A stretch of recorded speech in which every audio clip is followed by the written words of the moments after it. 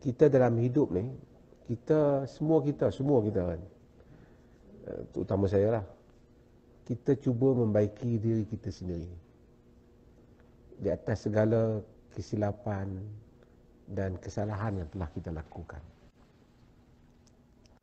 Sebahagiannya ialah kerana kita ini tidak memahami sesuatu hakikat kepada peristiwa-peristiwa yang kita lalui. Saya ni bila pergi mana-mana, salah satu isteri saya tahulah benda yang saya bukan tak boleh, tapi saya cerita lah. Sebenarnya saya kurang sikit bab ambil gambar ni, terutama dalam masjid. Kalau Jumaat masjid, saya akan jalan tunduk sikit. Saya kalau boleh tak mau mata saya tengok orang Malaysia, lepas tu kita start minta ambil gambar. Benda tu bukan kata salah, tapi kadang-kadang macam yalah kan, kita pun dah banyak sangat kan. Semua saya nak cerita pengalaman saya. Hari awal-awal dulu, masa mula-mula famous sikit kan, manusia suka benda ni. Kita suka sebab kita rasa ramai juga orang nak gambar aku.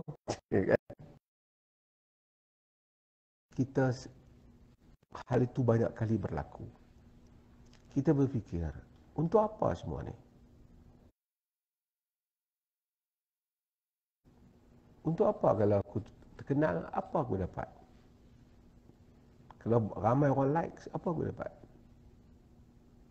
Kita mungkin tidak memikirkannya pada hari-hari awal, tapi kita lama-lama berfikir dengan masa demi masa kita berfikir. Daripada kita memikirkan sesuatu yang zahir, kepada kita memikirkan sesuatu yang hakikat kepada satu benda. Kerana kadang-kadang ada peristiwa yang kita berlaku, kita tak dapat memahami maknanya, sehingga ia berulang, sehingga kita akhirnya mencari makna sebenar bagi hidup. Nama, terkenal, orang puji. Berapa ramai orang puji dan akhirnya ke mana orang puji? Nabi kita Muhammad sallallahu alaihi wasallam dulu masjidnya tidak seperti ini, pelepah tamar saja. Fatimah pada hari Nabi wafat, Nabi kita Nabi telah rehat daripada kepenatan dunia ini. Pertarungan demi pertarungan dalam sepanjang hayat. Hari ini setiap orang yang azan menyebut namanya dan kita datang jauh ke masjidnya. Makna yang sebenar apabila Allah mengangkat manusia. Kita di Malaysia, siapa di Singapura mungkin sama juga. Siapa akan tengok peristiwa yang begitu pantas. Ada orang yang dipuji satu bulan tu, main bulan lain dikutuk pula. Di Malaysia banyak orang politik, seketika ada politik tiap-tiap hari orang like dia, sekarang orang hentam dia. Termasuk KKM lah, apa macam-macam kalau kita tengok. Dunia berubah-ubah dan akhirnya kita memahami hakikat pada kehidupan. Apabila kita datang dalam perjalanan umrah, pertama mungkin kita tak dapat makna. Kedua mungkin kita lebih memahaminya. Ketiga mungkin kita lebih merasainya. Setiap kali juga kita masuk ke dalam masjid, kita mentajdidkan makna iman dalam diri kita. Lebih baik daripada tadi aku masuk. Tahajud malam ni lebih baik daripada yang semalam. Dan semalam mungkin kita letih, sentiasa kita mencari ruang yang lebih baik daripada sebelum ni. Kerana setiap kali kita berupaya berfikir dan merenung, kita akan berupaya membaiki diri, insya-Allah. Semua kita melalui yang sama. Kan? Kadang-kadang kita sibuk, pertama masuk. Saya bukan kata tak boleh ambil gambar, boleh ambil gambar. Dah kadang-kadang baru datang first time kan. Tapi itu jangan jadi agenda kita yang utama. Kadang-kadang kita tengok satu orang duduk, tak ambil gambar, sedang beribadat di dalam masjid. Untuk apa? Untuk apa?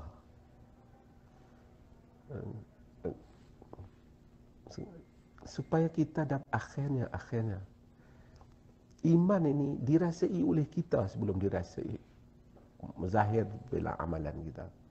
Kita merasainya. Sebab itu mudah-mudahan kita datang ke sini yang membangkitkan iman kita. Mudah-mudahan kita, kerana kita belum umrah lagi, ambil ruang dan kan Asal masjid buka awal. Kau berapa Pak? 3 buka kan? Kau berapa 3? 4. Semalam dengan Nabi 3 buka 3 dah buka. Rasanya 3 dah buka, 3 lebih sikit kan.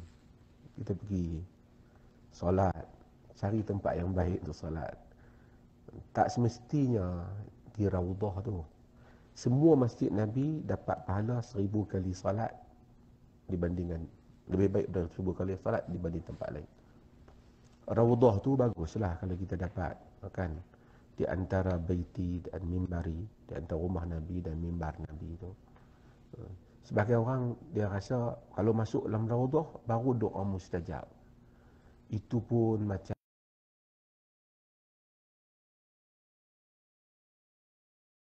tapi doa mustajab ni dia bergantung kepada diri orang yang berdoa tu dan mungkin ditambah dengan keberkatan tempat. Kalau satu hamba Allah saleh duduk di tengah hutan rimba, doa dengan penuh tadarruk kepada Allah, mustajab doa. Bila kita datang ke sini, saya selalu bimbang bila orang datang, dia confuse dalam diri dia antara kebesaran tempat dan kebesaran Tuhan. Itu sebahagian orang kadang-kadang nanti pergi ke Kaabah, dia rasa dia confuse, dia tak tahu. Dia rasa macam power Kaabah tu, doa dia nak mustajab. Yang memustajabkan Allah hanya dia memberkati tempat. Macam Ramadan, saya selalu ulang, Ramadan yang mustajabkan Tuhan bukan bulan Ramadan. Tapi bulan itu diberkati. Maka doa yang khusyuk, ikhlas dicampur bulan yang diberkati, maka doa mustajab. Kalau ada orang masuk dalam bulan Ramadan, ada juga doa tak mustajab. Kerana dia mungkin ada bulan, tapi tak ada jiwa itu. Kita datang ke Masjid Nabi, kita datang ke Masjidil Haram. Yang pertama, kita kena sediakan jiwa yang dapat menadah rahmat itu dulu. Mari kita doa, ya Allah. Allah, kalau dia tak panggil kita, kita tak ada rasa semua ni. Berdoa tak rasa berdoa. Solat tak rasa solat. Istighfar tak rasa istighfar. Tapi kalau dijemput kita, sebab itu para ulama salafus salih menyatakan doa yang mustajab. Masa berdoa kita tahu dia mustajab. Terasa jiwa kita kemustajaban itu. Sebab itu mudah-mudahan waktu yang mustajab, di 1/3 akhir malam, tempat yang mustajab, tempat yang baik, Masjid Nabi, jiwa yang mustajab, yang tadarruk, ikhlas kepada Allah. Gabungan-gabungan ini menjadikan doa kita mustajab. Semua kita yang mungkin pernah datang dan telah melalui kehidupan ini, dia akan tahu bahawasanya kehidupan ini berlaku banyak yang kurniaan Tuhan di atas doa kita yang lepas. Sebahagian doa tu kita pun mungkin dah terlupa. Tapi Tuhan tidak pernah lupa. Dia menyimpan doa kita dan memunculkannya di dalam berbagai-bagai cara dan berbagai warna dalam hidup ini. Sebab itu tak akan musnah orang yang berdoa dengan Tuhan. Dia akan menghadirkannya dengan cara yang kita sangka dan dengan jalan yang kita tidak sangka. Sebab itu banyak datang sini, solat, sujud. Sujud aqrabu ma yakun al-'abdu min rabbih. Sujud masa yang paling dekat hamba dengan Tuhan. Tempat pula Masjid Nabi. Waktu pula 1/3 akhir malam. Di dalam perjalanan orang musafir, Nabi kata orang musafir mustajab doanya. Kan? Sebab itulah hadis musafir. Mustajab. Gabungan ini akan memustajabkan doa. Sebab saya tahu ramai orang kita bila mari di samping solat, dia akan tanya doa mustajab. Doa mustajab. Yang itu mustajab. Sebab itu setiap hari kita sediakan diri kita supaya insya-Allah mudah-mudahan bila pergi umrah nanti dengan hati yang begitu tadarruk kepada Allah. Sehingga setiap kita, kalau hamba ni tadarruk, jauh mana antara langit dengan bumi, dengan sepatah kata ya Rabb sampai ke langit permohonan kita. Sebab itu mudah-mudahan saya, tuan-tuan, kita semua berdoa supaya kita dapat doa yang mustajab. Bila doa yang mustajab,